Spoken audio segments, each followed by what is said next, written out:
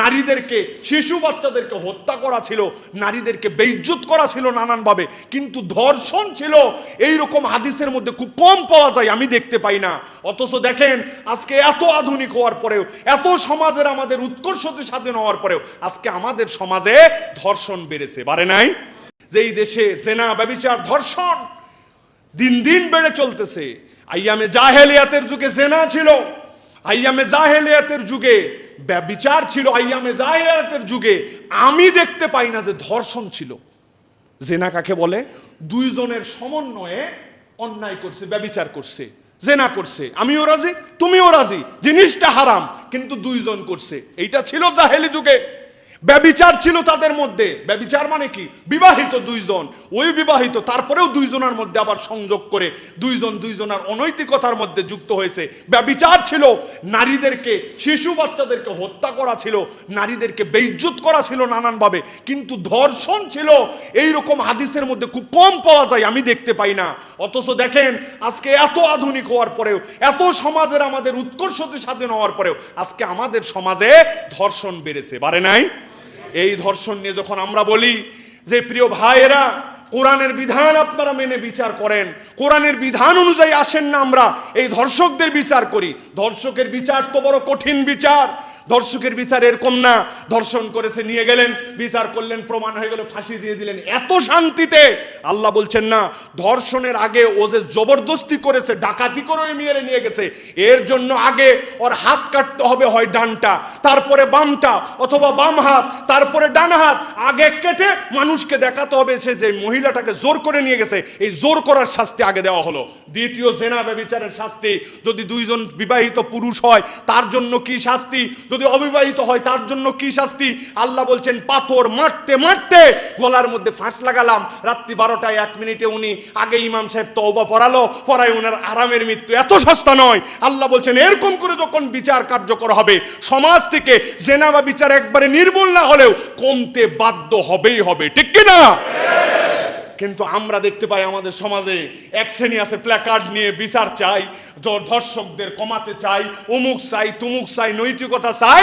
এইগুলা কোনো দিন কমবে না যতক্ষণ পর্যন্ত আল্লাহর বিধান কায়েম হবে না। উনাদেরকে যেই আল্লাহর বিধানের কথা বলা হয়, উনারা বলে হ্যাঁ 1400 বছর আগের বিধান,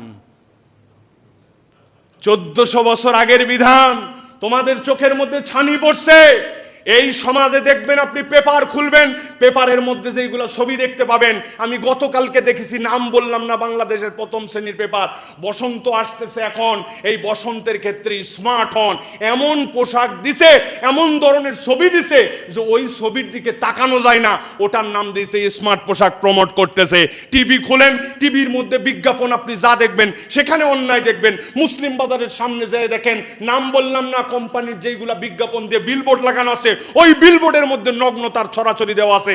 নাটক দেখেন, নাটকের মধ্যে বউ ভাগাতে হবে কেমন করে, কেমন করে প্রেম করতে হবে, কেমন করে পীড়িত করতে হবে, বাপ মারে কেমনে ফাঁকি দিতে হবে, সব জায়গায় জেনা ব্যভিচার করার উৎসাহ। আর সর্বশেষ যাওয়ার পরে বিচার, তারপরে আল্লাহর পক্ষে বলার পরেও উনারা বলেন না, এই বিচার তো চলতে পারে না, 1400 বছর আগের বিচার দিলে সারা পৃথিবী আমাদেরকে সি বলবে। আমি বলি, যতদিন পর্যন্ত এই মন মানসিকতা চেঞ্জ না হবে, কোনো দিন আমরা আমাদের দেশ থেকে জেনা ব্যভিচার ধর্ষণ নির্মূল করতে পারবো না, পারবো না, পারবো না, ঠিক কি না? এই জন্য প্রিয় ভাইয়েরা, আমাদেরকে সতর্ক হতে হবে। ইমানের দুটা দিক আছে, আপনাদের কাছে বলেছি, পরিষ্কার ইমানদাররা মনে রাখবেন, ইমান চলে যাওয়ার সম্ভাবনা আছে। আল্লাহর বিধান একটা বাস্তবায়ন হচ্ছে না, করা যাচ্ছে না, অথবা এখন পর্যন্ত রূপায়ণ হয় নাই, এটা একটা প্রসঙ্গ, হয় নাই, কিন্তু আপনার ইমানে বিশ্বাস করতে হবে। আমি যখন বলেছি আমানতু বিল্লাহি ওয়া মালাইকাতিহি ওয়া কুতুবিহি, বিশ্বাস করে নিয়েছে আল্লাহর প্রতি, আল্লাহর দেওয়া কিতাবের প্রতি, রসুলের রিসালাতের প্রতি, আপনার মাথায় ধরুক না ধরুক, আপনার ব্রেনে কাজ করুক না করুক, আপনাকে ঈমান নিয়ে মৃত্যুবরণ করতে হবে। দুনিয়ায়, পুরো দুনিয়াতে বাস্তবায়ন না হলেও আমার আল্লাহ যে বিধান কোরআনে দিয়েছেন, অবশ্যই সেটা উত্তম বিশ্বের বিধান, অবশ্যই সেই বিধান দ্বারা সমাজের পরিবর্তন সম্ভব। বাস্তবায়ন হোক বা না হোক, এইটা আপনাকে বিশ্বাস করতে হবে। এইটা বিশ্বাস না করলে আপনার ঈমান থাকবে না, ঠিক কিনা? প্রিয় ভাইয়েরা, আমরা তো দেখতে পাচ্ছি এখন প্রকারান্তরে অনেক বেঈমান তৈরি হয়ে যাচ্ছে। বাস্তবায়ন হচ্ছে না সেটা ভিন্ন জিনিস, প্রকারান্তরে বলেই বসে আল্লাহর বিধান চলে না, আল্লাহর বিধান ব্যাকডেটেড, ওই আমলের বিধান, ওই আমলের বিধান আমি তো প্রমাণ করলাম ওই আমলেও এটা ছিল না। আমাদের পুরুষরা ধর্ষণ শুনলে তো নিজের কাছে লজ্জা লাগে। ধর্ষণ করে কে? আমাদের দেশের প্রেক্ষাপটে পুরুষ, ঠিক কিনা? হাইরে পুরুষ আমরা আমাদের ইজ্জত আমরা কোথায় নামালাম? আমরা আমাদেরকে কোথায় ফলো করলাম? ধরেন একটা নারী উগ্র পোশাক পরলো, ধরেন একটা নারী ইসলাম মানল না, ধরেন একটা মানুষ অন্যায় আচরণ করল, ধরেন সবগুলো এরকম না। রক্ত নিতে গেছে, স্বামীর রক্ত লাগবে, কত দুঃখে সে আছে, সেই মানুষ, সেই মহিলাটাকে, ওর কি দোষ? শালীন পোশাক পরে উনি আছেন, তারে ধর্ষণ করলো, ওর কি দোষ? চার্চের মধ্যে গেছে, চার্চের মধ্যে 3 দিন আটকায় রেখে ধর্ষণ করছে, এই রিপোর্ট আছে আমাদের কাছে, আছে না? মাদ্রাসার মধ্যে অন্যায় হয়েছে, রিপোর্ট আছে না? কি দোষ করছে তাহলে? পুরুষ হিসাবে আগে নিজেকে বিবেচনা করেন। এখন আমি ইসলাম মানতেছি কিনা, কেমন মানুষ হলাম আমি, কেমন আদর্শিক মানুষ হলাম আমি, প্রিয় ভাইয়েরা। আর দ্বিতীয় একটা জিনিস, ক্ষমতার ছত্র ছায়ায় এইগুলো আমাদের সর্বকালে হয়ে আসছে সারা পৃথিবীতে। এখন নয়, সেই মুহাম্মদ সাল্লাল্লাহু আলাইহি ওয়াসাল্লামের সময় থেকে ক্ষমতার ছত্র ছায়ায়। মুনাফেক কিভাবে হয়েছে বলেন তো? মক্কায় মুনাফেক ছিল, বুঝেন কথা, বুঝেন আমার? মক্কায় মুনাফেক ছিল। একজন মুনাফেকের নাম বলেন তো? রসুলের মক্কি যুগে একজন মুনাফেক ছিল? একজন মুনাফেক ছিল না মক্কায়। কেন মুনাফেক ছিল না?